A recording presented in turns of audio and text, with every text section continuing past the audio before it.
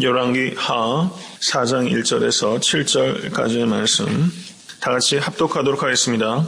선지자의 생도의 아내 중에 한 여인이 엘리사에게 부르짖어 가로되 당신의 종 나의 남편이 이미 죽었는데 당신의 종이 여호와를 경외한 줄은 당신이 아시는 바니이다. 이제 체주가 이르러 나의 두 아이를 취하여 그 종을 삼고자 하나이다. 엘리사가 저에게 이르되 내가 너를 위하여 어떻게 하랴. 내 집에 무엇이 있는지 내게 고하라. 저가 가로되 제 계집종의 집에 한 병 기름 외에는 아무것도 없나이다. 가로되 너는 밖에 나가서 모든 이웃에게 그릇을 빌라. 빈 그릇을 빌되 조금 빌지 말고 너는 내 두 아들과 함께 들어가서 문을 닫고 그 모든 그릇에 기름을 부어서 차는 대로 옮겨 놓으라. 여인이 물러가서 그 두 아들과 함께 문을 닫은 후에 저희는 그릇을 그에게로 가져오고 그는 부었더니 그릇에 다 찬지라. 여인이 아들에게 이르되 또 그릇을 내게로 가져오라. 아들이 가로되 다른 그릇이 없나이다 하니 기름이 곧 그쳤더라. 그 여인이 하나님의 사람에게 나아가서 고한데 저가 가로되 너는 가서 기름을 팔아 빚을 갚고 남은 것으로 너와 내 두 아들이 생활하라 하였더라. 아멘.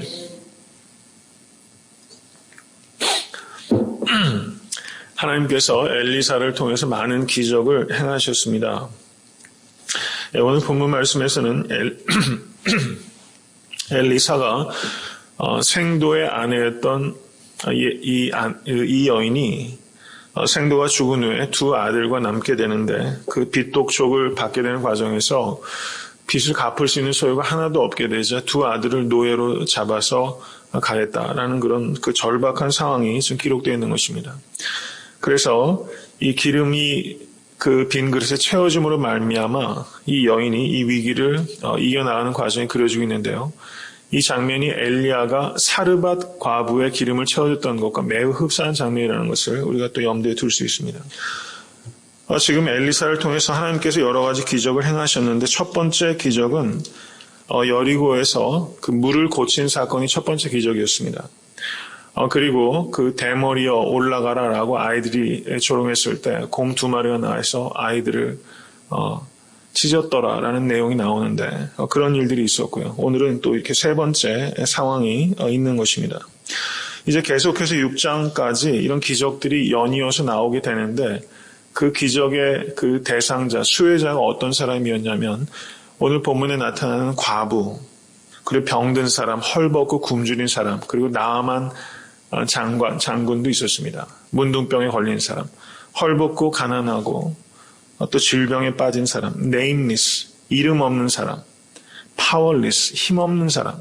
하나님께서는 특별히 이름 없고 힘없는 사람에 대해서 지속적이고 그리고 실제적인 도움을 주시는 하나님이시라는 것이 이 일련의 내용을 통해서 강조하고 있다는 바라는 것입니다. 모쪼록 성도님들께서 그리고 애타한테 섬기는 교회가 nameless, 이름 없고 powerless, 힘없는 사람들을 돌보시는 그런 복된 인생 살아가실 수 있게 되길 간절히 바랍니다. 오늘 본문에 나오는 사람은 선지자의 생도의 아내 중에 한 여인이다 이렇게 말하고 있어요. 선지자의 생도, 이것을 현재적으로 이해를 한다면 뭐 신학생이거나 아니면 목회 시작하지 얼마 안 되는 젊은 사역자다 이렇게 볼 수 있을 겁니다. 그런데 4장 1절을 보시면 상황이 어떤 것이냐면 거기 내용을 한번 보시기 바랍니다. 당신의 종이 여호와를 경외한 줄은 당신이 아시는 바니이다. 이제 체주가 이르러 이렇게 말씀하고 있어요. 이제 체주가 이르러. 하나님을 경외했는데도 불구하고 빚독촉하는 사람이 이르렀다는 것입니다. 이런 상황이 우리의 삶 가운데 벌어질 수 있다는 것입니다. 여기에서 이 사람은 선지자의 생도였습니다. 이 시대가 하나님을 섬기는 게 용이하고 편한 시대가 아닙니다. 아합과 이세벨 그리고 아하시아와 여호람으로 이뤄지는 이 악한 시대에 하나님의 선지자들이 핍박을 당하고 죽임을 당하는 그런 시대였습니다. 정말 주와 복음을 위해서 헌신적으로 살아가는 그리스도인들에게도 체주가 이루는 일들이 벌어질 수 있다는 것을 오늘 본문은 우리에게 말씀하고 있다는 것입니다. 실제 제가 보스턴에서 공부를 할 때 그 보스턴의 한 교회, 교단 교회였습니다. 그 목사님께서 부임하신 지 채 1년도 안 되셨는데 40대 초반 목사님이셨어요. 근데 사역하시다가 밤에 그만 요절하고 마셨어요. 상당히 과로하셨다고 그럽니다. 그런데 밤에 혼자서 이렇게 주무시다가 그만 돌아가시고 말았어요. 그래서 인근의 교단 목사님들 많이 오셔서 있었는데 참 많이 애통했습니다. 과로사로 젊은 목회자가 돌아가셨어요. 그런데 그 남겨진 아내와 자식들을 보니까 참 마음이 무겁더라고요. 이 오늘 본문에 이 생도의 아내가 바로 그 사모님의 상황이었습니다. 교회가 이제 개척된 지 얼마 지나지 않아서 교회에 아무 여력이 없었어요. 교단적으로도 저희 교단이 여러 가지 복지나 이런 시스템이 전혀 돼 있지 않아요. 여담으로 저희 교단에서 목회자들에게 연금을 하나 붓기 시작했는데 그게 1년에 100불 붓니다.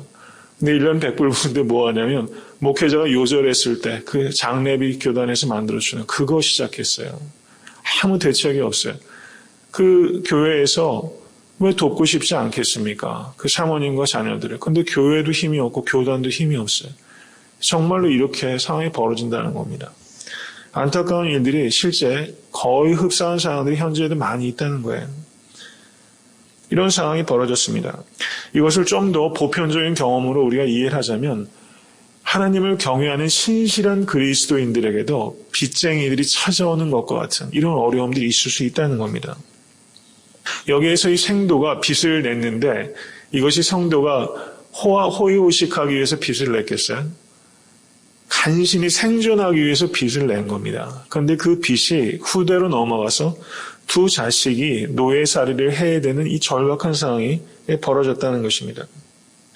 한 가지 여담으로 말씀을 드리자면 그 유대 문서 중에서 그 조세푸스라는 책이 있습니다. 조세푸스. 기원 후 약 60년, 70년경에 쓰여진 책이에요. 조세푸스라는 책이 있는데 그 조세푸스와 유대교의 탈금이라는 책이 있습니다. 근데 여기 오늘 본문에 이 죽은 이 생도가 오바댜라는 이야기가 거기에 나오고 있어요. 오바댜가 누굽니까? 아합 왕의 그 수하였는데 국내 대신이었죠. 그때 아합이 핍박할 때 이 선지자 100명을 굴에 숨겨놓고 자기가 그 100명을 먹고 살도록 후원했던 사람이에요. 이 오바댜가 그렇게 후원하다가 가산을 다 탕진하고 빚을 졌고 죽었다. 이렇게 조세푸스와 탈금에 이렇게 기록이 되어 있어요. 신빙성 있는 이야기는 아니지만 상당히 재미있는 상상력이다. 이렇게 볼 수 있습니다. 그냥 여담으로 그냥 이해하시면 될 것 같아요. 이제 이 과부의 상황을 한번 생각해 보십시다. 과부로 산다는 것이 현대에도 너무 어려운 일이에요. 근데 고대 사회에서 과부로 산다는 것은 경제 능력이 전무하다는 것을 의미합니다. 아무런 세이프티가 없어요. 현재도 지금 아무 소유가 없어서 고작 기름 한 병 가지고 있는 여인입니다. 그런데 두 아들까지 잡혀가면 아무도 보호해 줄 사람이 없고 아무도 봉양할 사람이 없게 되는 거예요. 현재의 절망이 미래의 절망으로 이어지는 정말 절박한 상황에 이 과부가 놓였다는 것입니다. 정말 끔찍한 상황에 놓인 거예요. 근데 이 과부가 어떻게 합니까? 과부가 누구에게 갑니까? 엘리사에게 간다는 거예요. 엘리사에게 가서 뭐라고 말합니까? 다시 한번 4장 1절을 보십시오. 한마디 한마디가 상당히 주의 깊게 읽어냅니다. 당신의 종이 여호와를 경외한 줄은 당신이 아시는 바니이다.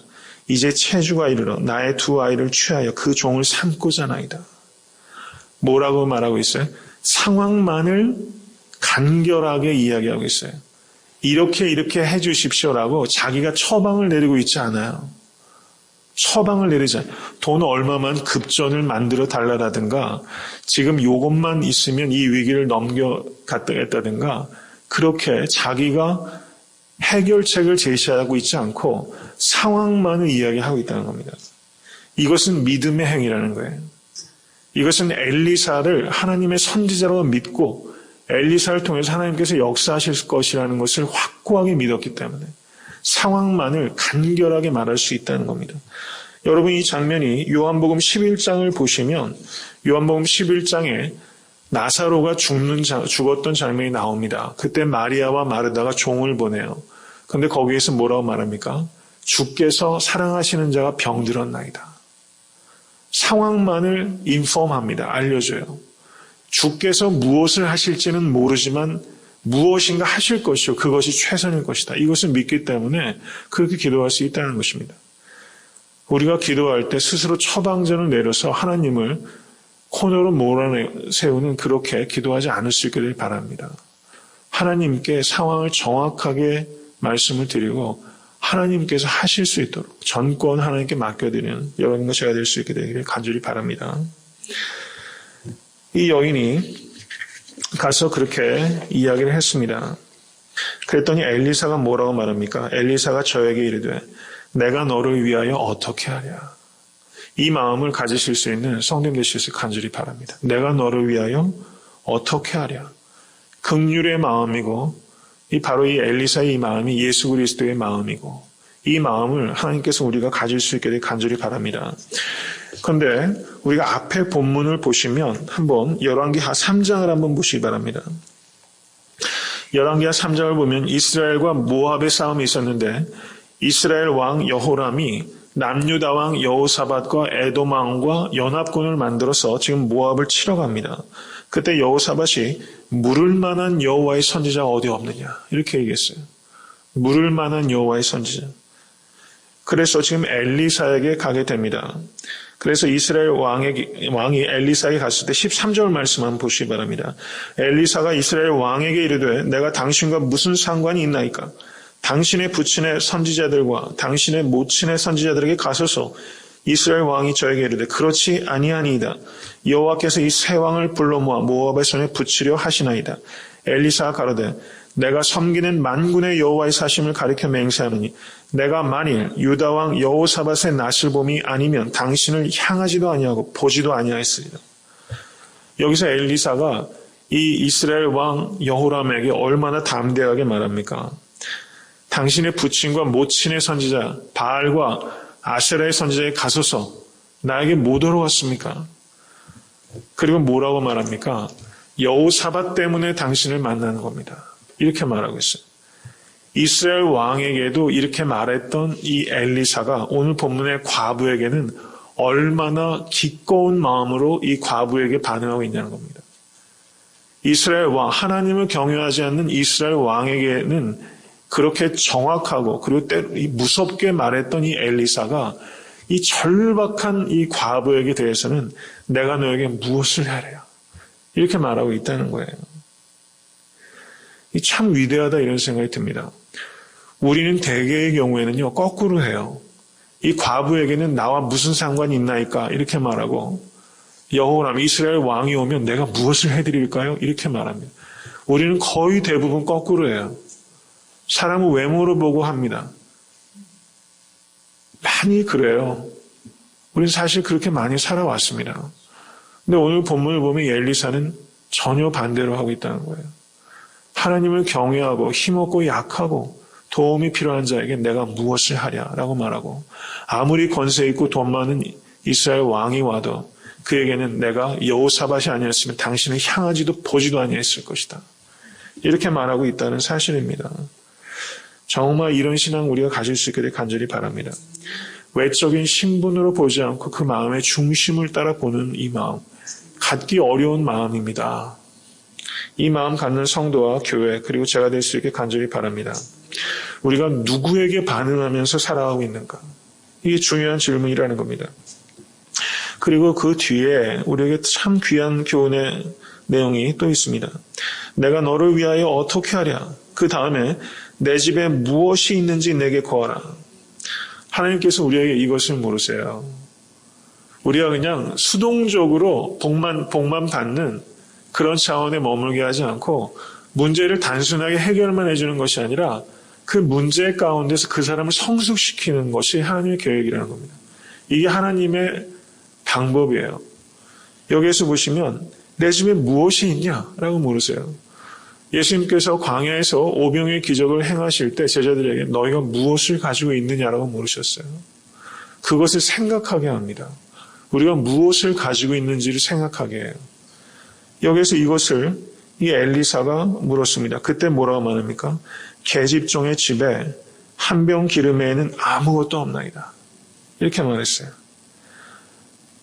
우리가 얼마나 소망이 없는 상황인지 하나님께서는 그것을 우리에게 깨닫게 하십니다. 그리고 거기에서 하나님의 역사가 시작돼요. 우리에게 한 병 기름밖에 없다는 것을 우리가 깨달아야 돼요. 우리가 많이 가지고 있는 것 같고 많이 아는 것 같고 뭘 많이 할 수 있는 것 같은데 실제는 그렇지 않아요. 그렇게 생각하는 사람을 통해서 하나님께서 역사하지 않습니다. 나에게는 한 병 기름밖에 없습니다. 이 마음이 귀한 마음이고 이 마음이 가난한 마음입니다. 심령이 가난한 자에게 복이 있나니 천국이 저희 것이며 우리는 정말 한 병 기름밖에 없어요. 목회를 하면서도 이 마음이 귀한 마음이라 생각합니다. 평생 목회하면서도 정말 나 자신이 갖고 있는 건 한 병 기름밖에 안 되는 거예요. 그 마음을 가지고 하나님 앞에 고할 때 하나님의 능력이 나타나게 될 줄로 믿습니다. 한 병 기름을 가지고 있는 마음, 이 귀한 마음입니다.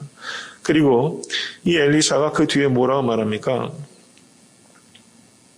가로되 3절 너는 밖에 나가서 모든 이웃에게 그릇을 빌라. 빈 그릇을 빌되 조금 빌지 말고 많이 빌어라 이 이야기입니다. 밖에 나가서 빈 그릇을 많이 큰 그릇을 빌리면 되지 않겠어요? 전 성도님들께서 이런 그릇 준비하실 수 있기를 바라요. 빈 그릇, 많은 그릇, 큰 그릇. 그 준비한 만큼 부어진 겁니다. 밖에 나가서. 여러분 이게 상식적으로 납득이 되는 이야기가 아니거든요. 순종을 요구하고 있다는 겁니다. 순종. 여러분 순종을 통해서 기적이 나타나게 되는 겁니다. 기적이 순종을 부르는 게 아니라 순종이 기적을 만들어요. 하나님께서는 제자를 부르실 때 꼭 그렇게 부르십니다. 가나안 여인이 귀신 들린 딸을 고쳐달라고 했을 때도 예수님께서 계속 거절하셨어요. 돕겠다고 이미 마음의 생각을 하고 계셨는데 거절하시는 방법을 취하셨어요. 그것은 성숙하게 하는 겁니다. 그리고 순종을 통해서 이런 일들을 통해서 도약할 수 있도록 하나님께서 하신다는 거예요. 모쪼록 성도님들께서 하나님께서 이런 명령 내리실 때 순종하실 수 있길 바랍니다. 빈 그릇을 준비하셔야 돼요. 빈 그릇을 깨끗하게 비워내야지만 우리가 성령 충만할 수 있습니다. 성령 충만하기 위한 전제는 우리를 깨끗하게 비워내야 되는 거예요. 깨끗하고 빈 그릇 그리고 많은 그릇을 준비하셔서 모쪼록 성도님들의 삶에 기름이 풍성하게 차고 넘치는 그런 생명의 풍성함을 경험하실 수 있게 되기를 주님의 이름으로 간절히 축원합니다. 그리고 그 뒤에 오늘 본문 한번 보세요. 저는 성경이 어떻게 이렇게 짧은 구절에 이렇게 기가 막힌 이야기들을 담고 있을까 놀랍습니다. 4절 말씀 보세요. 너는 내 두 아들과 함께 들어가서 문을 닫고 그 모든 그릇에 기름을 부어서 차는 대로 옮겨 놓으라. 문을 닫으래요. 5절 보세요. 여인이 물러가서 그 두 아들과 함께 문을 닫은 후에 저희는 그릇을 그에게로 가져오고 그는 부었더니 비밀로 하라고 한 겁니다. 비밀로. 동네 사람들 다 불러가지고 그릇 빌려준 사람들 다 오시오. 하나님께서 뭔가 엄청난 일 하실 겁니다. 이렇게 하고 보이는 데서 오픈리, 퍼블릭걸리 한 게 아니라 그릇은 빌려오되 문을 다 닫고 너희들만 그렇게 해라. 이렇게 했어요. 하나님께서 때로 이렇게 일하신다는 겁니다. 예수님께서 어느 마을에 들어가셨을 때 귀도 어눌하고 말도 어눌한 사람이 있어서 사람들이 그 사람에게 손을 대서 안수해 주기를 부탁합니다. 그런데 예수님께서 그 사람을 어떻게 치료하셨냐면 그 사람을 데리고 마을 밖으로 데리고 사람들을 떠나서 마을 밖으로 데리고 나가셨어요. 그리고 에바다 하셨을 때 그 사람의 귀가 열리고 입이 열렸어요. 사람들로부터 격리시키셨어요. 기적을 행하면요. 사람들 앞에서 하고 싶어해요. 나타내고 싶어하는 겁니다. 기도를 해도 사람들 앞에서 하고 싶어하는 마음이 있어요. 골방에서 기도하라고 하신 그 말씀을 우리가 깊이 생각할 필요가 있습니다. 우리가 아무리 놀라운 체험을 해도 때로는 하나님께서 그걸 너와 나만 알자. 이렇게 하는 게 있다는 거예요. 우리가 근데 가만히 요즘 한번 보세요. 뭔가 특별한 경험이 있으면 여러분 얼마나 그걸 이야기하는 사람들이 많고 그걸 공적으로 그걸 통해서 비즈니스 하는 사람들 많잖아요. 과한 말인지 모르겠지만 그렇게 느껴질 정도입니다. 실제 그런 경험을 했는지도 잘 모르겠어요. 어떨 때는요. 너무 이 옥석이 없고 거짓과 진짜가 막 뒤섞여 있습니다. 근데 얼마나 놀라운 체험을 하는 거예요. 그런데 하나님께서 그것을 문을 닫고 하래요. 교만해지지 말라는 겁니다. 겸손하라는 겁니다. 여러분, 문을 닫을 줄 아는 성도 되실 수 간절히 바랍니다. 이 겸손한 마음에 귀한 마음입니다. 이것을 가리키셨어요. 그리고 7절에 이제 말씀을 맺습니다. 그 여인이 하나님의 사람에게 나아가서 고한데, 여러분 하나님의 사람 되실 수 있게 간절히 바랍니다. 제가 고든 코넬 학교 왔을 때 닥터 월터 카이저라는 교수가 총장이었는데 참 좋은 분입니다. 훌륭한 학자예요. 그런데 그 경비 쓰시는 학교 스쿨 폴리스가 만났는데 폴리스도 얼마나 신실한지 그 폴리스가 저한테 묻지도 않았는데 닥터 월터 카이저를 막 자랑해요. 그러면서 Man of God라고 이렇게 얘기하더라고요. 그냥 하나님의 사랑입니다. 이렇게 얘기를 해요. 정말 그렇더라고요. 여러분 하나님의 사람 되실 수 간절히 바랍니다. 너는 가서 기름을 팔아 빚을 갚고 남은 것으로 너와 내 두 아들이 생활하라. 하나님께서는 문제를 해결해 주실 뿐만 아니라 앞으로 생활하는 것까지 책임져 주시는 분이에요. 하나님 풍성한 분이십니다. 하나님의 공급을 제한하지 마실 수 있기를 바라요. 여러분 모쪼록 눈에 보이는 가시적인 게 없어도 하나님을 절대적으로 신뢰하실 수 간절히 바랍니다. 하나님께서 다 예비하십니다. 이걸 믿으시고 우리가 더욱더 신실한 성도로 살아가기로 결단하십시다. 악한 때일수록 정말 그런 성도 되셔서 이 세상에 하나님의 임재를 나타내실 수 간절히 바랍니다.